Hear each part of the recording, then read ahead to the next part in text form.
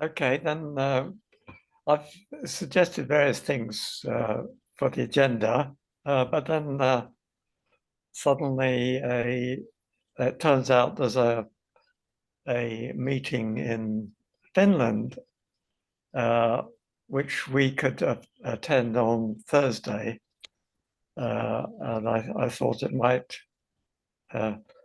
we might have some input for the proceedings, or perhaps I discovered from the program that Tim Yo, Ye Tao, sorry about that, Ye Tao is attending, and he's been quite active in responding to various things, although he's not actually a member of Prague. He does send quite a lot of emails to us, to Prague and to HPAC, and not quite so much to NOAC. The reason why I was really interested because in this I can come on to later, but I would like it. I suggest it as an item on the agenda. Another item on the agenda is I've suggested is the list of benefits which I've made, which we could discuss, and there may be other things that people want to discuss. So I've opened the floor to suggestions.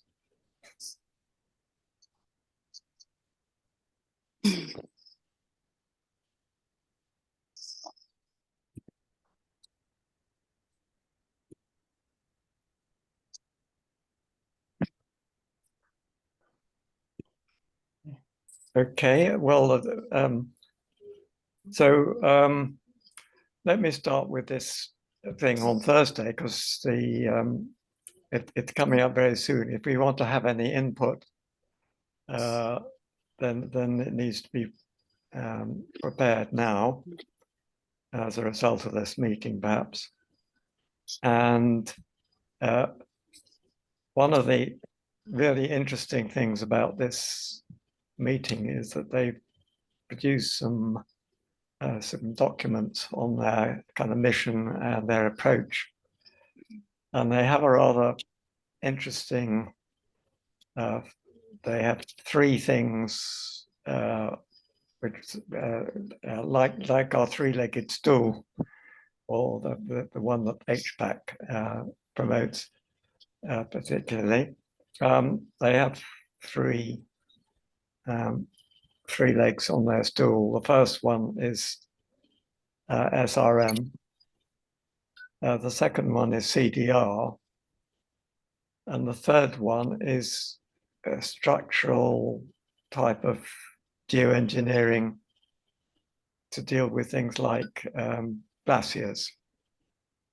And they call this climate repair, and they point out that if we do only emissions reduction, we're in for a very rough ride, and there'll be lots of problems from, well, I'm not sure they mentioned tipping points, but the Arctic, for example, is likely to melt away, and they appreciate that it's important to preserve the Arctic.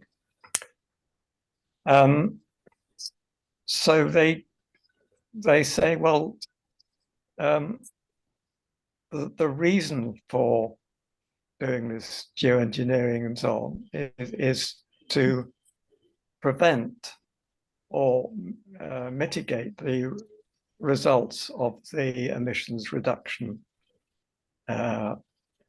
initiative, which they support. So the result of emissions reduction is that things like weather extremes will get worse, and the Greenland ice sheet is liable to disintegrate and raise sea levels, and so on. And their idea is to kind of repair this situation, repair the situation that arises as a result of a hard rapid progress on emissions reduction. I feel I'm slightly guilty of having pushed ahead on refreezing the Arctic without really pointing out that refreezing the Arctic is necessary because the emissions reduction strategy will produce a very dangerous situation if we don't do something to avoid that situation. So are people understanding what I'm saying? Mm-hmm. It's a bit like the use of climate repair by the Cambridge people.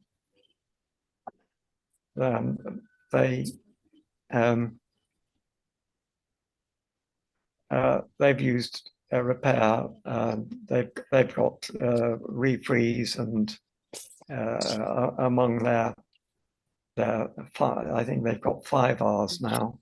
It was 3. I think it's now gone up to about 5. R's for repair, and I can't remember what the other ones were, but repair and refreeze, and I don't know whether they got regenerate on there. So so we've got the various groups. There's ourselves, and then there's this group in Finland, and there's the Cambridge group. And we have various things in common. One is that the emissions reduction only paradigm is leading to very bad things that we need to try and address. And one of those, I think we all agree, is the unfreezing of the Arctic. And another thing we have in common is the need for SRM type cooling. There's a huge debate still about which methods to employ, whether one should ban one or ban another. I prefer to think that we should work together, and I don't want to destroy, kind of argue completely against any method. Though of course I will try and draw attention to limitations. I think we should be aware of limitations of all the methods proposed. So I think I've spoken enough to start with on that topic. Has everybody seen the program? Has anybody seen the program? Yes, I have the program. So Yates Howe emailed the program to me. It's a very poorly laid out document because it's 15 megabytes, which is too large to send to our Prague list, apparently. And according to Ye, I might try and send it to the list anyway. And white on black, which makes it quite hard to read. But have you seen the program, John? Yes, I have. Yeah. It came across when when Ye sent it Yes. to me, whereas it hadn't come across when Herb was doing it all. Yeah. Daniel wants to comment. Yeah.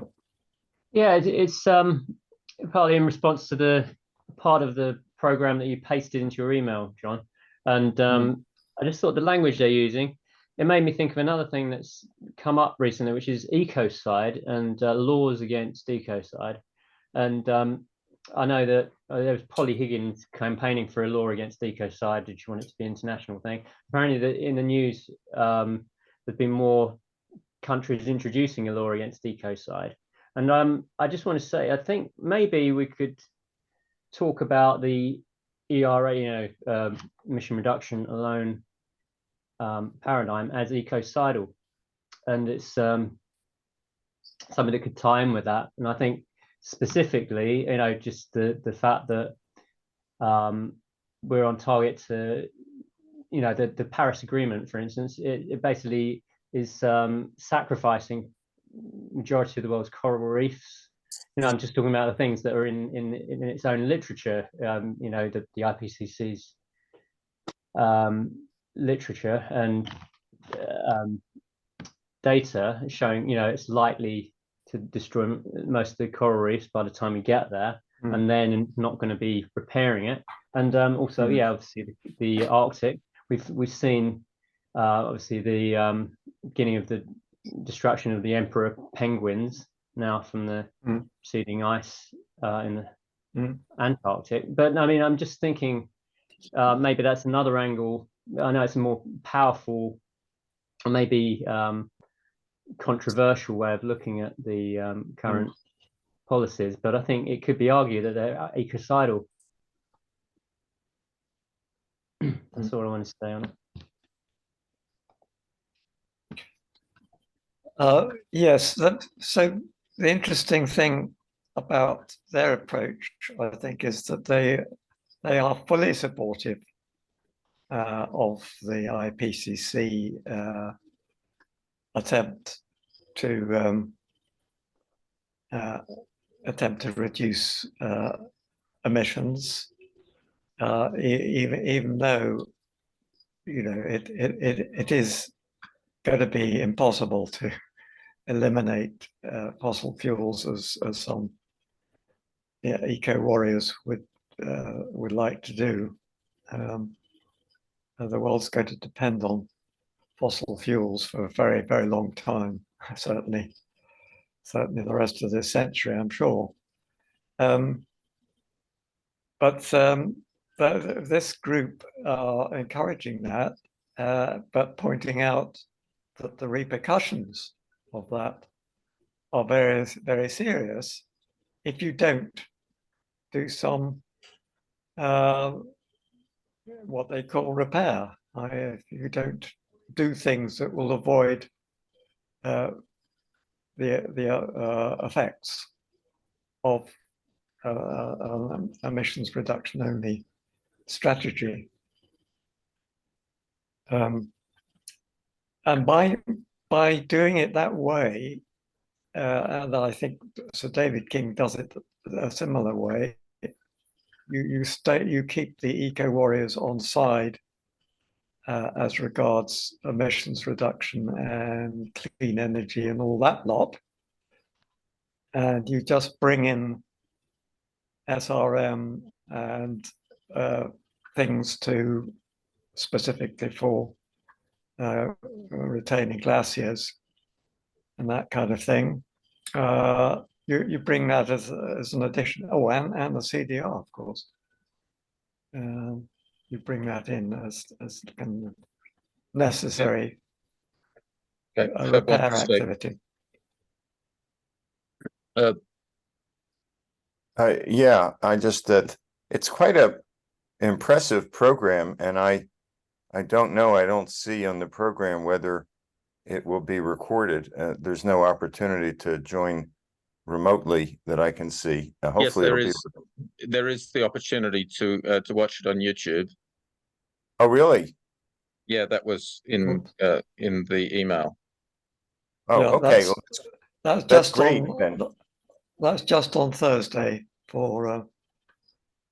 Oh, okay. Sorry, you're right, John. Yeah, It's just on Thursday, and it is YouTube only, so there's no interaction, which is disappointing. I don't know why they couldn't make it a Zoom meeting, but perhaps they were worried about numbers or people joining that would be disruptive. I don't know. You can make comments in the chat sort of thing in YouTube. I was at a live streamed event on YouTube the other day, and people can make comments, but that's all. Yeah, Yeah, I was starting to Well- say that it just seems that there's some really rich, potentially rich conversations there. I mean, there's a panel or two on climate justice, and you know, Robert, Chris, and I, we've had a couple of conversations with an indigenous leader in that part of the world, and the skepticism, if not outright opposition, to you know, sort of technological cooling came through. And it'd be really important, I think, to hear the perspectives of the folks at this conference. I hope, as I say, I hope they'll record all the panels, because I mean, they really have some, you know, they've got Kelly Wanzer, who you know, who's come across, and Alistair Duffy, who I had reached out to a few weeks ago. He's the co-author, along with Pete Irvine, of the paper that was published not long ago that evaluated 4 different techniques for refreezing the Arctic. And I had attempted first to get Pete to come to an HPAC meeting this month. He couldn't make it. He suggested Alistair, and Alistair couldn't make it, but suggested next month. So look, I think he's on 2 panels there. So if we get Alistair, we may be able to get his insight. Obviously, we'll be able to get Ye's insight when he returns. But it seems like a really solid and important conference, and it's just too bad that it's not more accessible. And that we've only just learned about it. I mean, I was rather Yeah, horrified exactly.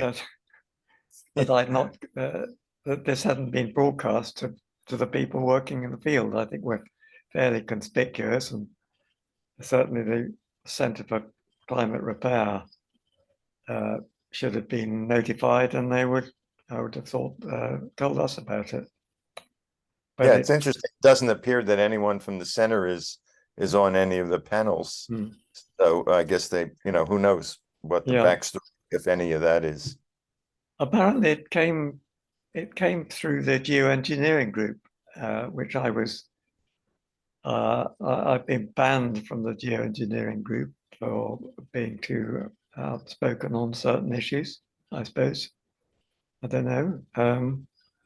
I've never had a good explanation. Andrew Lockley just said that there were several people who didn't like what I was saying, and he threw me off on that grounds. And he was the moderator for the geoengineering group. So anyhow, fortunately, somebody we know, Renaud de Richter, you know, our French friend, has picked up on this and notified one of us as we passed it on. So that's good, and although rather late. So do you think we should send something to them? I would like Robert to send the piece that he's written on the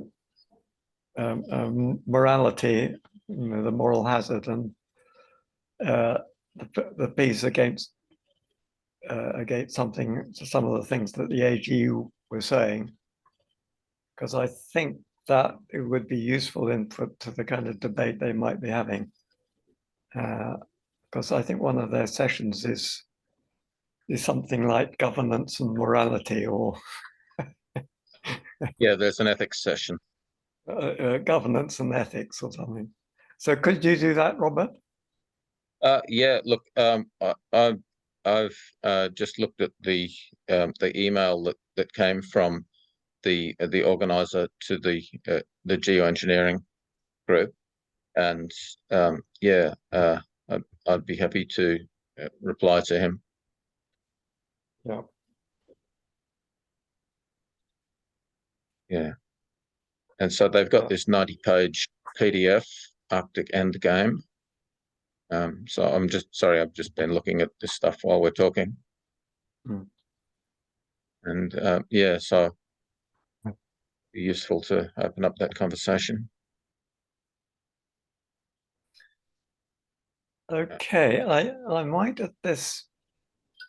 Yeah. Okay. Any other ideas for input to the proceedings? And I could send some of our prag output. I think it might be useful for them to know about the likely temperature trajectories if they don't do this repair.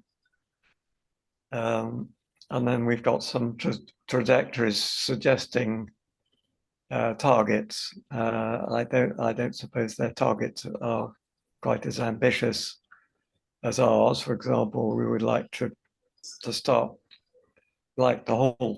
the temperature rise in the Arctic within 5 years, and that is ambitious,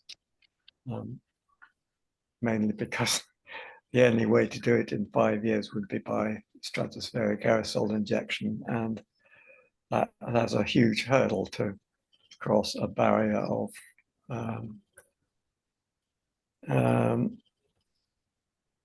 hatred, the barrier of hatred. Basically, people hate the idea of SAI, and we have to deal with that. Terrified of it. Even Yei Tao is terrified that somehow it's going to reduce the productivity through less ultraviolet or something. I can't imagine why he feels terrified by that. But there we are, he does. So that's a huge barrier to getting things done really quickly. And of course, there's the barrier of the IPCC members themselves who've adopted this strategy of emissions reduction and mitigation, and have said that it's okay. Now, this brings me on to another item I was going to put on the agenda, which is discussions with Anne Pettifor. She's an economist. I think Herb is aware of her writings, and she is like Kyle Kimball, our colleague who wrote about faster than expected how IPCC has aggravated global warming. Very contentious title for his master's thesis, but it's a very good thesis, I think. And he points out how Nordhaus had and the I think it's neoliberal economists, I think that's what they call themselves, have infiltrated the IPCC in such a way that the integrated assessment models that the IPCC produces for assessment of the costs of climate change and sea level rise is totally ridiculously small costs, ridiculously small. So Nordhaus said, oh, well, 4 degrees global warming will reduce the US GDP by 5%. that kind of thing. I mean, it's quite ludicrous.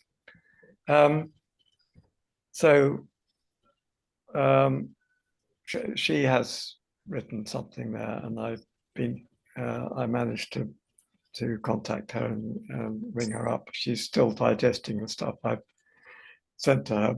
but I think potentially she could be an ally in supporting this idea of dealing with the damage that that will be produced if we just rely entirely on emissions reduction. Which is not to say that emissions reduction isn't important, but it's just that that policy will result in some bad things happening unless we do something to avoid them. That's it from Evan. John, what are the two authors, the two economists that you've been naming? Anne Pettifor is the one, Pettifor, Pettifor. She wrote a piece recently. I think it was distributed on two or three groups, and I read it and I was quite impressed by her arguments. So I think she's a potential ally. And then there's Kyle Kimball, who I think you probably know. Evan, you've come across him. Kyle Kimball? Kyle Kimball, Kymball. Yeah, we've had quite extensive discussions with Kyle. He's attended our meetings, and and the other economist I mentioned was Nordhaus, who is actually a Nobel laureate economist, and he's consistently belittled climate change and the effects of climate change. Whereas, of course, the effects of climate change are the things we worry about. I think everybody accepts, more or less, everybody accepts that climate change is happening.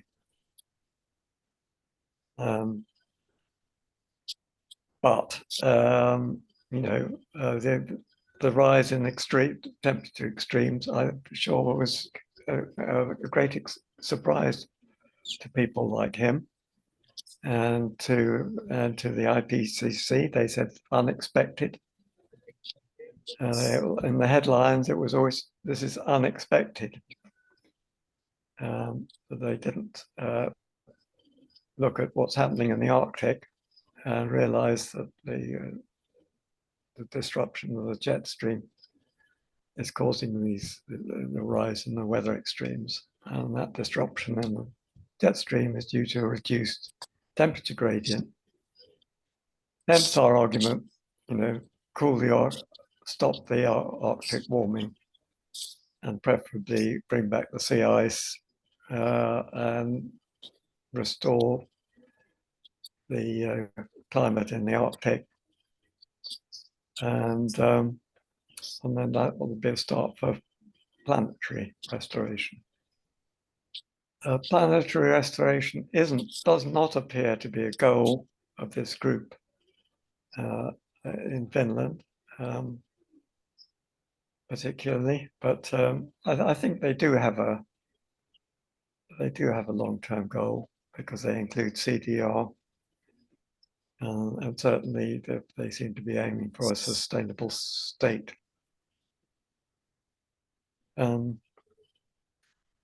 So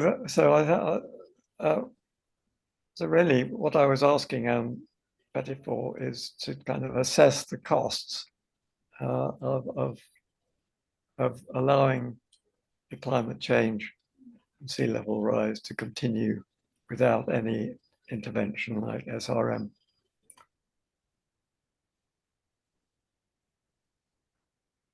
Any questions about that? Well, I'm glad you contacted her. When I was in London for Climate Week in 2019, I went to a panel discussion, in a little think tank in a lovely little sort of Victorian drawing room, and Anne was one of the 3 panelists, and I got to chat with her for 3 or 4 minutes afterwards. I found her quite refreshing in her iconoclasm, if that's the right word, and her ability to or willingness and history of basically being her own person and not following the economics orthodoxy. I'll have to ask Ron Bayman whether he knows, and but I haven't at that time. That was before I was focused all that much on cooling, and I didn't ask her about that, and I just did a quick Google search, and I don't see much in the way of any particular attitude towards cooling that she's at least publicly articulated. But I think that's great that you're reaching out to her, John. Yes, I mean she's had quite an influence in the UK. She's partly responsible for the Green Deal, so she's quite active in the and I think she wanted to, at one time she was wanting to become a Labour MP. So she's left of centre, very much kind of on the climate activist side, but she's also an economist, and I think she could be extremely valuable. I'm very glad to hear you say she is, as you say, a kind of refreshing and her own person. That sounds really good. So I'll continue with her, and perhaps we can get some more economists on board. And of course, Ron is kind of on board already, so that's good, and he might appreciate a discussion with Anne. Would you like that as well, Herb? What if would I like what as well? Yeah, a discussion with Anne. Oh, that would be great. I think if she's Yeah. open to this to our third leg, absolutely. Yeah. So I don't want to kind of daunt her or kind of put her off by inviting her to a group like Prague, but I think if we kind of start a little bit of discussion among a few of us, we might get her on side for cooling action.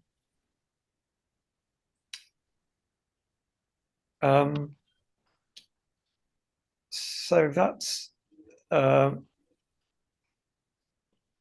all I can think of at the moment about the event on Thursday. Well, so I've I- sent the program to our lists, Mhm. and yeah, I, as John suggested, I'd be happy to write to them about the program. So I'll do that. Okay. Now, when it comes to the benefits of SRM, there's been quite a bit of discussion about that, and the usual arguments about stratospheric aerosol injection versus marine cloud brightening. But Doug McMartin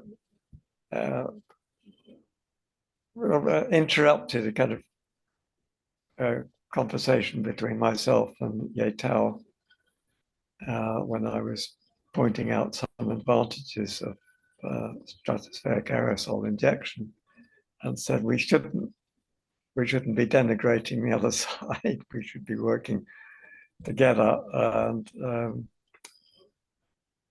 so that's actually what I've been doing for the last few weeks, focusing on what could be done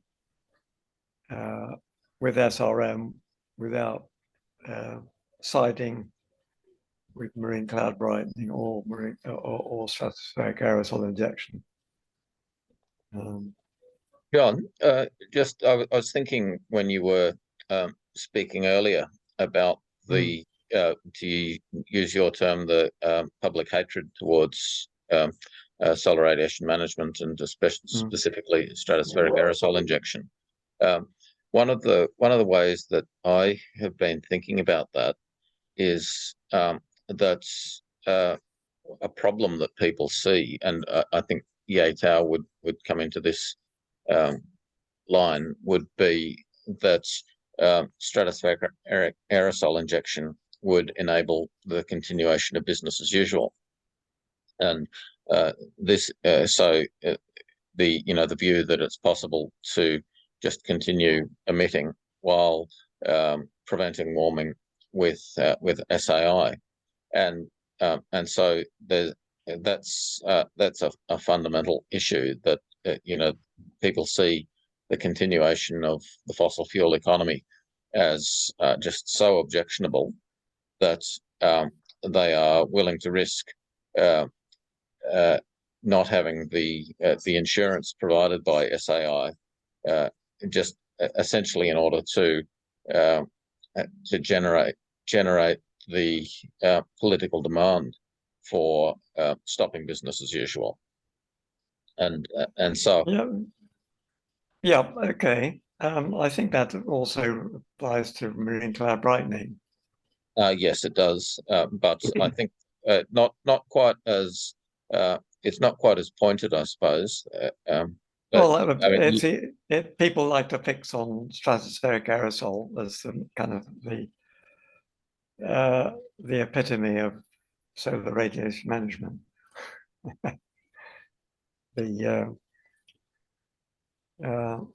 Yeah, but it's so it raises the question of what people think about that sort of a scenario of continuing business as usual while using geoengineering to mitigate the worst effects of warming.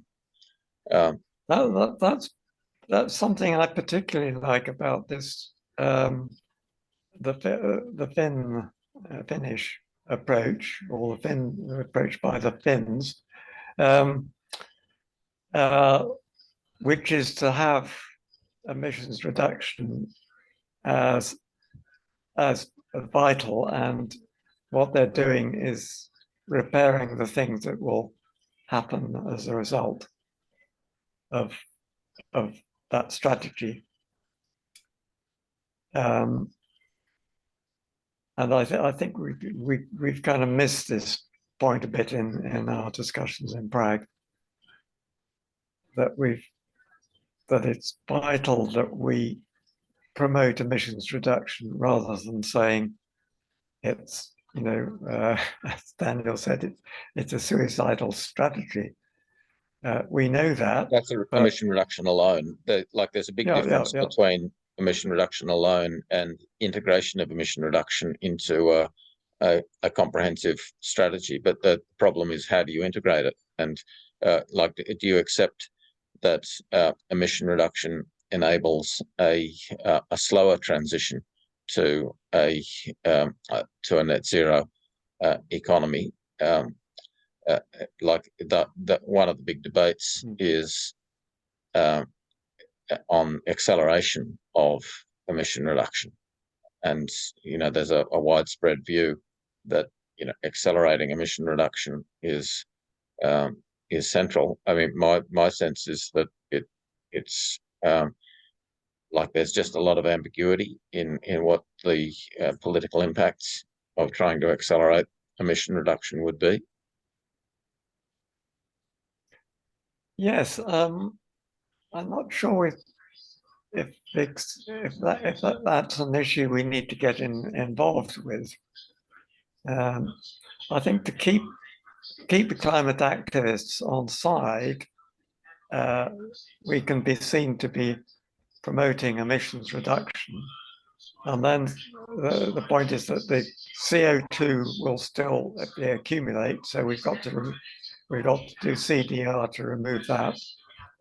and the Arctic will continue its, in its accelerated meltdown. So you've got to do something about that. But emissions reduction is something that is vital for the long-term futures of our civilization, and we should, at least I think we can argue that without being too faced about it. If we do want a restored planet, we've got to have the CO2 level a lot lower. Otherwise, they're going to have to continue the SRM ad infinitum to stay in Holocene conditions. I mean, there's a bunch of issues that raises. Like, is it possible to, like, obviously we can't lower the CO2 level with emission reduction. That can only be done by carbon dioxide removal, and yet on a sensible timescale, yeah. Well, on any timescale, like a emission reduction would alone would lead to like, just assuming that there was an end to all combustion is the sort of hypothesis that they're presenting, which is absurd, and yet even with an end to all anthropogenic combustion, there would still be a rising level of CO2 from of greenhouse gases from methane release, and also from burning of forests, because that net zero would be achieved at +4 degrees or something. So, like, that, the whole thinking around it, I mean, my sense is that the quality of the analysis is just appalling, because people are, it's this zero emission commitment idea, which would occur at +3 degrees, and with this idea that we can somehow stabilize the climate at +3 degrees, it's absurd. And yet, it's such an emotive debate that people don't seem to engage in it in a proper scientific way. Oh, don't you mean 2 degrees? Oh, well, I would say, like, by 2050, we're likely to be at 3 degrees, because the idea is people are talking about stabilizing at 2 degrees. Sure, but they're also talking about stabilizing with net zero emissions, and it's like which will take until 2050, unless there's a dramatic breakthrough in cheap CDR. Well, I mean, the thing that I found interesting in that paper from the Finnish Australian mining engineer was the explanation of why net zero by 2050 is just flatly impossible. It's like it just involves magical thinking, and so there's just such a large extent of magical thinking that just totally suffuses the conversation around these topics. So and so you've got net zero emissions, magical; zero emission commitment, magical. And so people live in this fantasy world, and just what's essential is to try to apply a scientific approach to these debates rather than a political approach. But people just reject that on principle, because the politics is so overwhelming. Yeah, but our mission to get the world oriented towards planetary restoration rather quickly. That's that kind of mission. We do have to ultimately deal with politicians, and they will have constituents who are climate activists and believe in this kind of vision.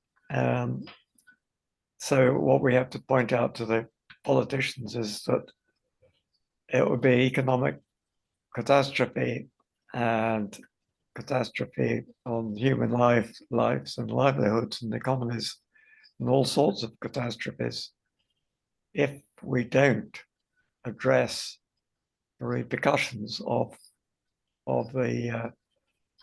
these temperature trajectories that are implied by just an emissions only strategy.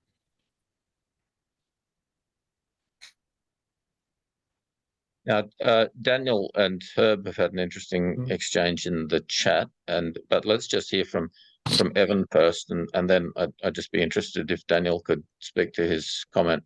So, Evan.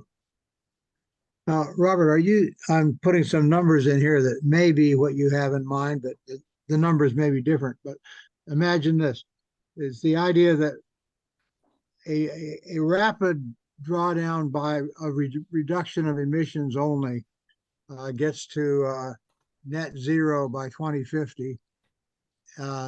It's easy to calculate what ppm would go with that, and then to say what temperature rise is associated with that additional ppm. And it may be that you're saying that there's something like 2.5, 3 degrees temperature rise if you follow that path of only reducing emissions. Are those numbers about right? And who's written them down or analyzed them? Yeah, that's correct, Evan. It's like I think that the idea of achieving net zero by 2050 is just scientifically and politically just totally impossible. So it's an equivalent. See, many of these scenarios just involve things that are not going to happen. So the zero emission commitment involves this assumption of various completely impossible scenarios, and so what's required is the development of likely scenarios. And so, I mean, the most likely scenario, according to the Climate Action Tracker, is that emissions will continue to increase until 2050, not decrease. And that's where the political drivers, the powerful political drivers are, and so they say maybe we'll get to maybe we'll like if there was a miracle and the forces of emission reduction achieved political power, then which is not going to happen in China and Russia and India, then there would be reductions which would enable 2.5 degrees, and but that the reductions that are required to stay below 1.5 are just totally impossible. So these sorts of options need to be much better understood, and it's like, instead of people saying, the real options are things like going to electric cars, that's just fantasy land. And so there's just this the whole climate policy community is driven by this fantasy mentality of saying, well, if we don't have our fantasy, then we end up in despair and we might as well kill ourselves. So that sort of psychology is just behind it, and so I think that leads into this whole connotations of ecocide question that Daniel has raised. I think it's very interesting to read what Chris Rapley said. Did you note that correspondence? Well, it was my conversation with him. Yes, I've forgotten that. And Herb also joined in. Yeah, so and Herb, yes. Mike McCracken it was sent very us interesting. a link to it. Yeah. I mean, what he was saying was kind of had a rationale to it. Although he was kind of rather purist about emissions reduction, and he would like to achieve net zero without doing any CDR at all. So that showed his kind of purist credentials. But what he was saying is that, why do we need to risk SRM when we can adapt to what the Earth system throws at us? Adapt to 3 or 4 degrees, great. Yeah, collapse of civilization. That's a great adaptation. Yeah. But that's his approach, isn't it? I mean, that's what he was saying. Well, so people are saying we want the collapse of civilization because no. He's saying it's not as bad as some people think. We'll be able to adapt to it. We'll adapt to sea level rise and well, that's Nordhaus line. Weather extremes. Yeah, exactly. It's Nordhaus lines. That's why we've got a real weapon with people like economists like Anne Petitball, who recognize that this is absolute folly to believe that climate change will produce such little effect that we can just adapt to it and carry on otherwise as normal. John, could I say it's Rebecca and I can't work my raising my hand thing on the phone? Yeah. Hello. I've been really enjoying this discussion. What I think is that the whole thing is actually psychological fear. I mean, I am an economist, as you know, but I'm glad that you're mentioning Ron, because I haven't got time to get in contact with anyone. Plus, I'm not in academia. But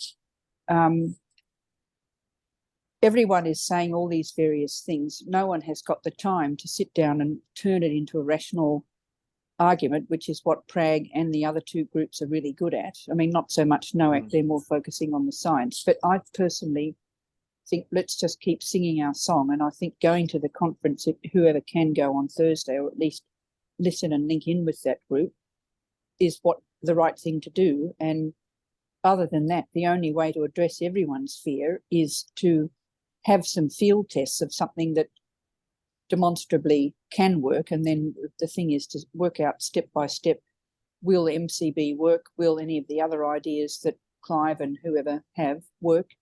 And then get gated trials and scale them up. But on the philosophical, political persuasion side of it, I just think we are doing the right thing, and we don't even need to worry about silly people like Nordhaus. I mean, he must be awake at night in his bed thinking, what the F, like the rest of humanity, and he can't get out of his mental straitjacket. So that's why he keeps spouting this stuff. I mean, even if he was being paid big money, which I don't think that he is, but if he was being paid big money by somebody or other, or he had a kid or a grandkid in the fossil fuel industry, he still knows it's wrong. So I just say let's keep doing what we're doing and be as rational as we can, which is, I'm just sort of recapping the last 45 minutes of conversation now that I can get to my mute button. And no, Daniel wanted to comment earlier. Yeah, Daniel. Rebecca's basically said what I was going to say, but I'm talking specifically on that dialogue on LinkedIn that you had, Robbie, with what was his name again? I can't. The man who was saying, Nordhaus. No, the LinkedIn conversation. Chris Rapley, yeah. Chris Rapley, yeah. That was specifically Chris Rapley mentioned he basically implied there's his fear of the unknown consequences of SRM. That was a key thing, I thought, in his writing. So when Rebecca mentioned that, it came into Chris Rapley's argument as well. It wasn't just that we can manage okay just with emission reduction alone. It was also at the same time we must avoid these unknowns, or the consequences that could be devastating from SRM. So I think that can easily be countered if we have enough evidence that it well, it's an absurd argument. It's an absurd argument because SRM research can start off at a scale that can provide the evidence base to assess what the likelihood of the unforeseen consequences is. And so, stratospheric aerosol injection, you can start at a homeopathic level that just and then if you gradually increase from that, then it's possible to assess the all of this speculation on the physics, because and this is what I object to in Ye-Tao's approach. It's like, because he's committed to Mir, and he's also committed, apparently it seems, to a world communist revolution, that he says things that don't support that sort of line, such as SAI and OTEC. He argues against them, whereas what's needed with all of these technologies is large-scale scientific investment. And the notion of a conversation about which is better is just a complete waste of time and a distraction in the absence of the investment to provide a credible assessment. And so that's exactly the same with Rapley. Just that for him to be speculating about impacts is a complete deflection from a scientific approach, which is that the investment is needed. So this is where Rebecca's point about field trials is just absolutely crucial. That you can have speculative debates until the cows come home, but it provides no real information. Well, it provides a little bit of guidance to what you expect and how you do the field trials, but in the absence of field trials, the world system is too complex to. And my view is that the benefits will just massively outweigh the harms. And that's my speculation. I freely say that, but I could be proved wrong. But that's my assessment of the data. And so do the trials, and if it comes out that the benefits massively outweigh the risks, then that will just quite quickly change the public debate. Yeah, I just wanted to say, I just searched for the conversation that you and I had with Rapley, and it basically what I asked him, I said, okay, if we're at the tipping point level of 1.5, according to Lenton and others, if you're taking geoengineering off the table, what do you propose? And then I'm just quoting in one sentence, which I'll just quote it. He says, I would rather use, this is him speaking, I would rather use the growing damages to catalyze and drive a transformative action rather than risk opening up the opportunity for ongoing prevarication by lessening the immediate symptoms. In other words, he's throwing hundreds of millions of people under the bus, basically. I mean, I'm exaggerating maybe a little or extrapolating. Not but exaggerating. I mean, essentially, that's what he is saying because of his theory. I had no response for that. I mean, I was thinking, should I respond? And I thought, there's no point in responding. It's a form of blackmail of saying decarbonize or the world gets it.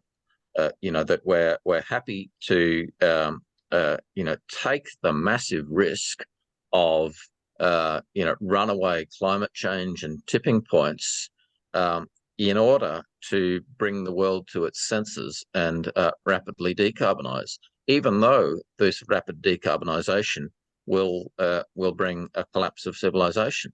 So there's a collapse happening on either of their options when you look at it dispassionately.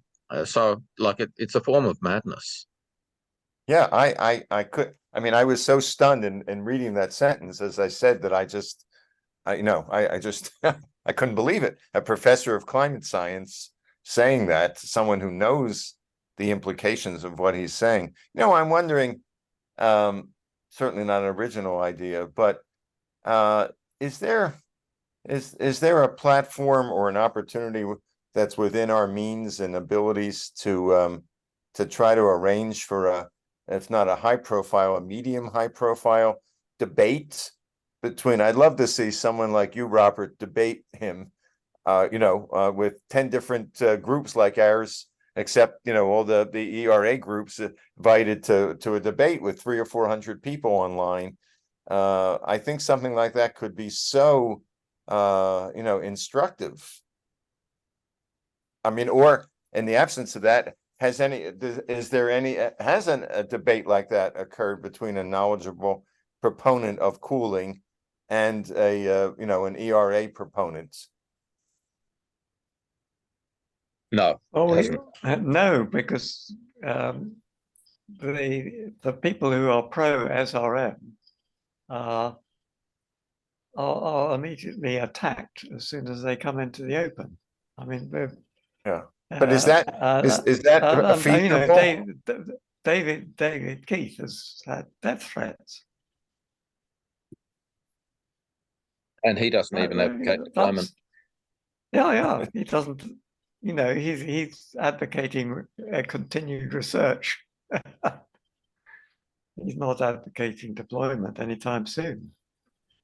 But I mean, if we even by saying that it's just research being, at least prepared in case we need it. Robert, would you be willing to participate in such a debate? Yeah, of Or course. forum? I'd love to engage with people. I've never had any opportunity to do so though. I mean, what about if we wrote, for example, we being all of our groups, NOAC and HPAC, obviously we have got a lot of overlapping membership anyway. And we wrote to the leaders of the non-use agreement, we picked another 25, or even the Michael Manns. I don't think they would agree, certainly, but essentially we sent an open letter or specific letters out to those folks, and however we phrase the letter, inviting them to a debate with agreed upon ground rules. I mean, I don't know. I mean, maybe the chances of any of them saying yes would be minimal. But anyway, I just wonder if it might not be something that where the potential reward is worth the time and effort. I definitely think so. So it's just a question of giving that priority. Yeah, well, let's bring it up. We've got a steering circle meeting at HPAC tomorrow, Robert and I, so we can maybe bring it up then to whoever else might be there tomorrow. And then, if people on this call or otherwise think it might make some sense and a couple of folks are willing to form a little subcommittee, I'm certainly happy. I mean, the rule of thumb is you can't throw out an idea unless you're willing to back it up with some time. So I'm willing to put a little time on, provided there's a couple other folks who would be willing to do it likewise. And it might morph into something else. I don't know, but it just seems to me that something like this, I mean, these arguments are so, well, what can I say? I would just be repeating what everybody else said. But if I could, I'd just like to segue back to your really provocative idea, Daniel, of essentially you're taking taking our perspective to the logical but justifiable extreme, which is essentially inverting the whole argument. Instead of saying that emission reduction alone is a way to avoid ecocide, in fact, it is the way to all but guarantee ecocide. And I mean, that interestingly, that could be the title of the debate, or one of the subtitles or whatever. And so how does that play into the Montana court case? Good question. Herb, excuse me, if you send out something like that, an invitation, already without even thinking that they're all going to say no, sorry, not interested. It has to be what the woman last week was saying, abductive reasoning. I forget which forum it was in. That we have got an open mind and we really want to explore where they're coming from. Otherwise, you may as well not bother sending the invitation letters. Well, what would you? I'm sorry, that was in a lunch forum I was in. I'm sorry. A New South Wales government strategist was talking about abductive reasoning, which is what you use in law, and you say both sides have got vehemently passionate arguments. I wonder what's behind them. And you look into the assumptions, and then you work out, you know, we all care about humanity, and why are the ERA people doing it?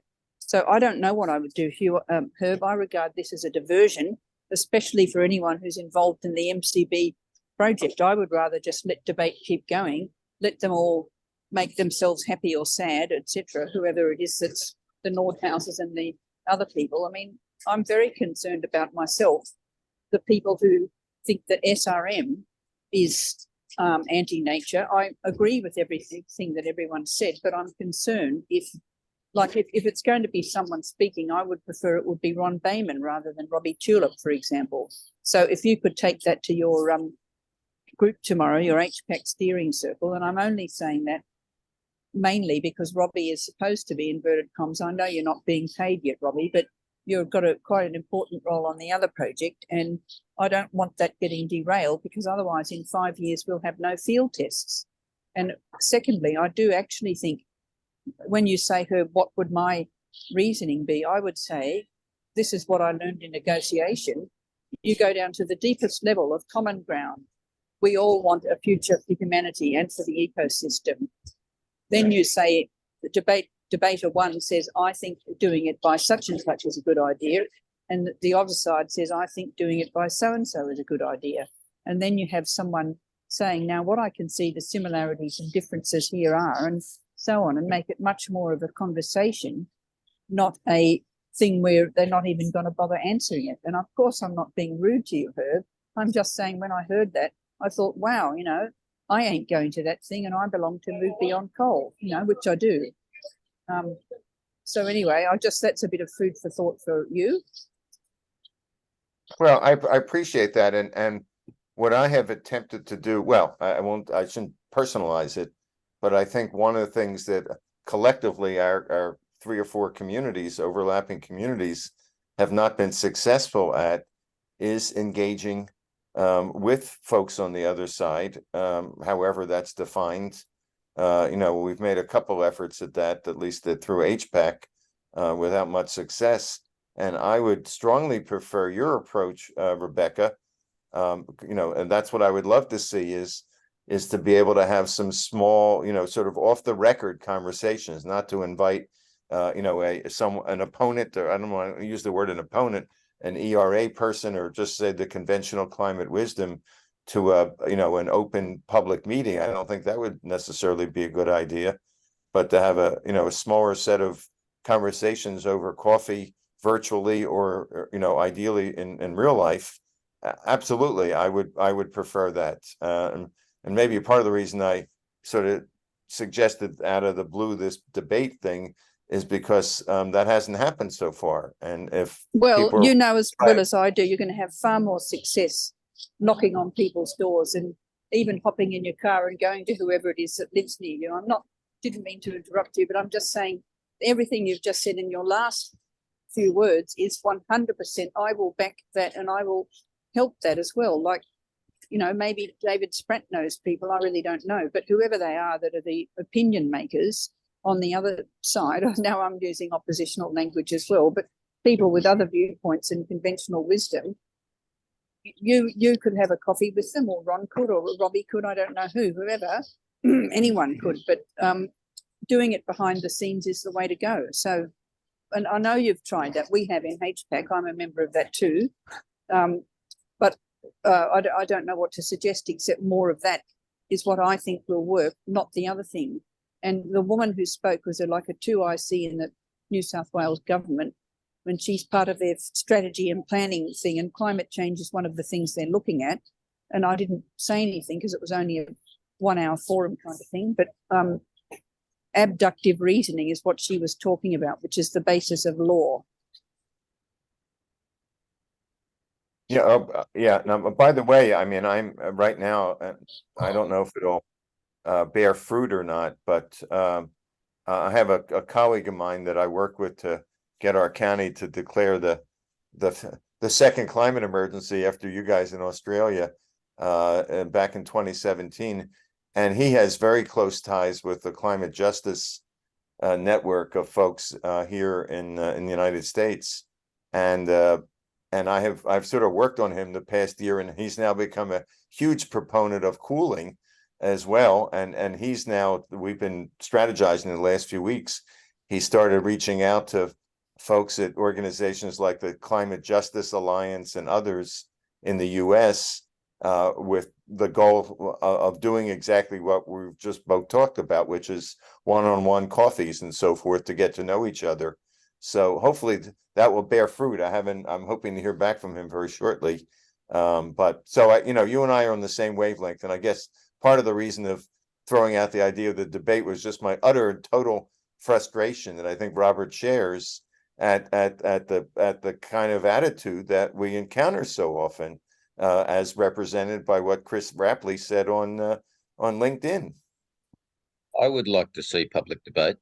I think that there's a need to get public traction, and I don't think that speaking to individuals makes any difference. And I cite the case of Greenpeace, where individuals were in favour of ocean iron fertilization, but then found that their entire donor base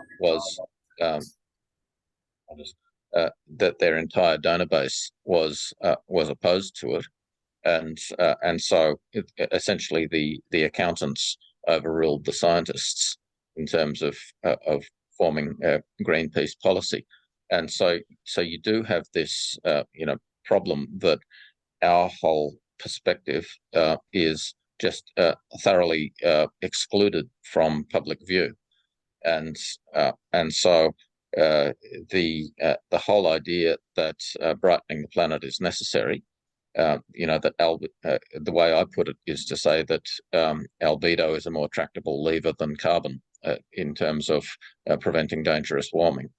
That argument is just so shocking, discombobulating to people that there's just no, it's not allowed into the public square.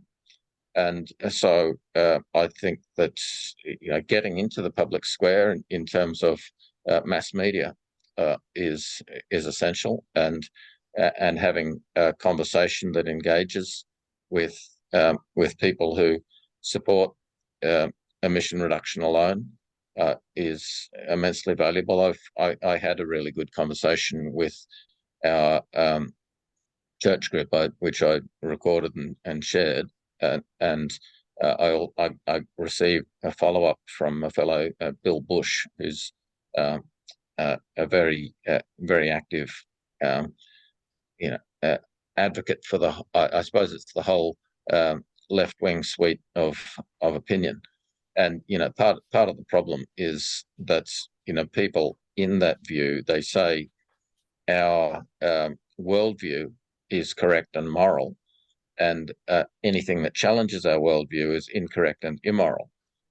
And so there's a sort of fundamental moral assumption that just sets the whole tone of the storyline, the narrative.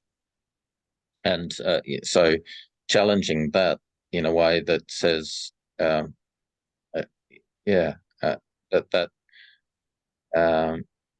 way of thinking, there's just so much extreme polarization in the public debate that finding a sort of third way that can overcome that polarization, I just think is essential to cut through. And I suppose in terms of Rebecca's argument that, well, yes, I'm focused on getting investment for marine cloud brightening, but I see this whole strategic narrative question as really essential for that, because we've got just a major barrier in the way of getting investment.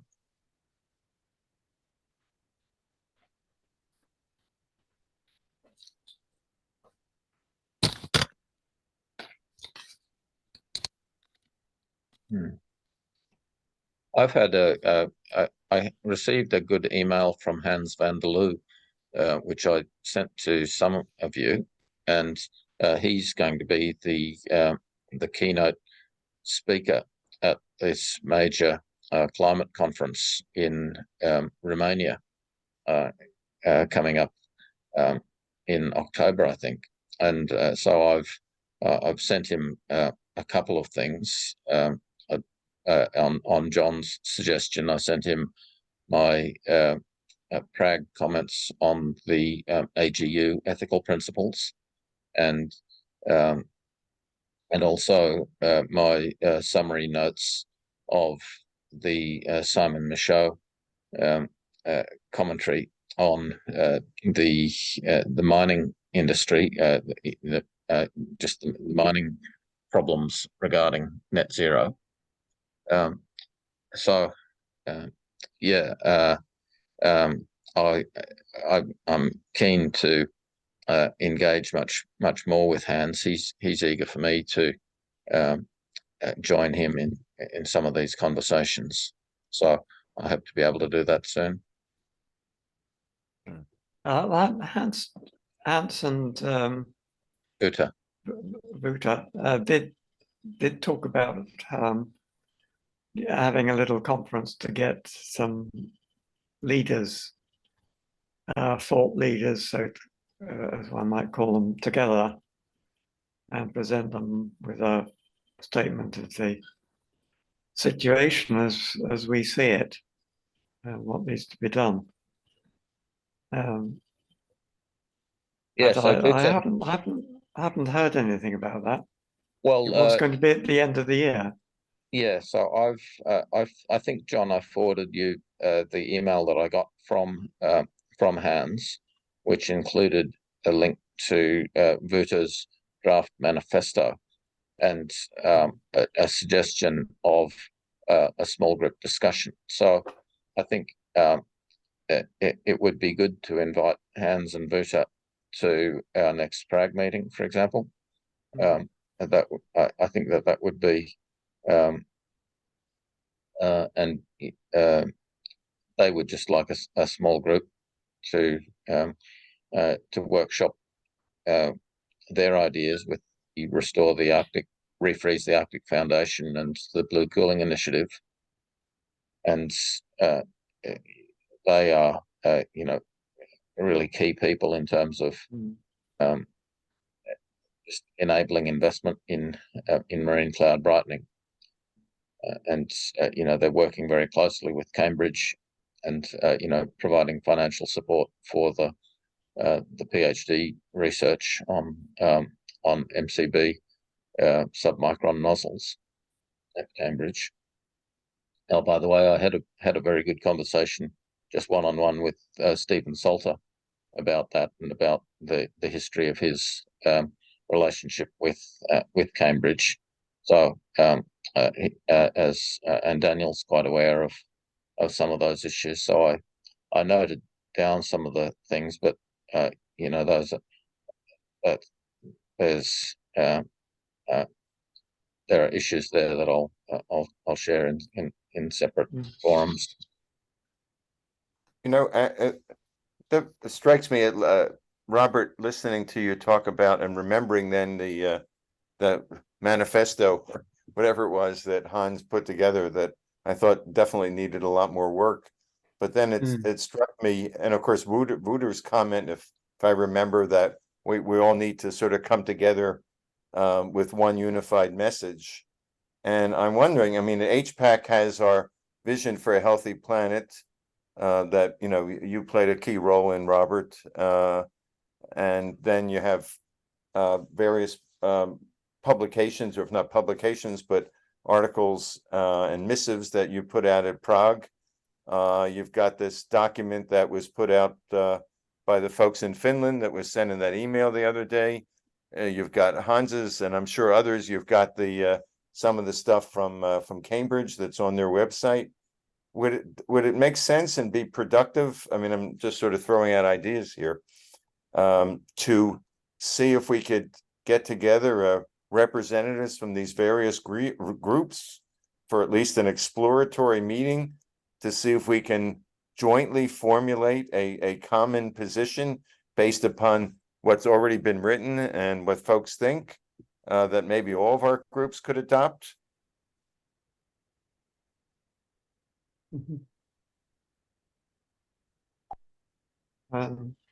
So So, it's an idea. I mean, there's not all that much difference, but I mean, Mm. there are definitely differences in emphasis and so forth. But I mean, they're all moving in, I mean, they're all sort of focused on the same underlying principles or perspective, which is ERA is insufficient and we need to do some kind of cooling urgently. the thing You is, know what if- I think would be nice, Herb? I think it would be a visual, like a sort of an arc or something like that. I'm just sort of inventing this as I'm thinking, but the bottom of the boat of the arc says, this is what we all stand for. And then you could have little, make it into a flower pot maybe and have different branches of the flower where it says HPAC fundamental thing is such and such and NOAC's fundamental thing is so-and-so. Because if you cover over the differences, like I actually really like what you're saying. And if somebody tried to do a visual of that before the meeting, the informal meeting to work out what do we agree on, then it allows everyone to think mainly about what's in the base of the flower pot, what is the common things, and they all also feel validated because the differences are there. And like there are some actual differences. I still do not agree whatsoever, ! With SAI for political and scientific reasons. And I also think that SAI has not been found to be more effective climate-wise than MCB. But I'm only saying that so that John's aware that even people in this group do not agree with some of what he's saying. But of course, I actually really like what John and Robbie both said about being agnostic and scientific and all of that. And I thought Tulip's exposition of that earlier was really excellent. But what I am saying is if we don't, in the flower pot, I would like us to have some stems and little blossoms saying the main point of HPAC is such and such and the main point of the Finnish group is so-and-so. And they could all be looking like daffodils if they were pretty similar. And if they were a bit different, then it could be a tulip or something else, you know. Anyway, I think visualizing it would be a good idea. And I really like what you said, Herb. Now, Daniel was going to comment earlier. And we've just got 5 minutes to go. I can't remember what I was going to say now. I mean, I put something in the chat just to, but yeah, I mean, I've had a few things that I want to say along the line, but I can't remember specifically what it was. So Sincere apologies, January. I can't work the hand thing on this phone. that's okay. Yeah, doing well. No, At the beginning, it was like it was flicking from one seascape to another, and it was coming up as a prominent thing. So I mentioned it earlier. you know, it would be a fairly simple, I don't think I think it's fair to say it would be a fairly simple project if we had someone, and of course then, you know, the question is, well, do you want to do it, Herb? I don't know if I would, but to start with simply reading all of these documents and statements and you know, sort of diagramming them either in the way Rebecca suggests or some other way to see where the commonalities and differences are. I can think of a half a dozen off the top of my head that I mentioned. I mean, there's also the CCAG, the Climate Crisis Advisory Group that Dave King set up. That what reminded me of it when you said, Rebecca, that they're against the SAI, but they're for, you know, biomimicry types of ways to do climate repair, et cetera, and see where the commonalities are. It's too bad we don't have an intern or a graduate student or somebody that's associated with our groups that we could ask to do some of these things that would be incredibly educational as well as immensely valuable to us. Well, Herb, you know what the good news is? You can go and tap on the door of any business school and they've got people who do this, and then it requires someone to supervise the project. But I did that in my last job, and you could go to any business school near you, go and say hi, and I'll supervise the project, and who wants to do it next term or something. Now Yeah, we're of course, I coming to think the- just the effort of, anyway, I'll stop there. Look, we're at the end of our time, so I'd just like to invite John Nissen to make a final comment.